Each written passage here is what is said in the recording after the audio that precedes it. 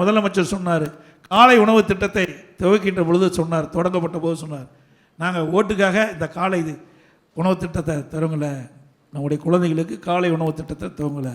இப்போ எதுக்காக திறந்துருக்கிறாரு? அதிமுக ஆட்சிக்கின்ற பொழுது +1 +2 நாம் கொடுத்தோம். ஆனால் இந்த ஆட்சியில் +1 +2 கொடுக்கல. இன்றைக்கு ஓட்டு போட வயது வந்தவர்களுக்கு கொடுக்குறீங்க. கொடுப்பதை நாங்கள் இல்லை தடுக்கவில்லை, கொடுப்பது சிறந்தது. உரிய காலத்தில் கொடுக்க வேண்டும் தான் சொல்கிறோம். ஏன் இப்போ கொடுக்கல? +1 +2 கொடுத்தா அவர்களுக்கு வாக்கு கிடைக்காது.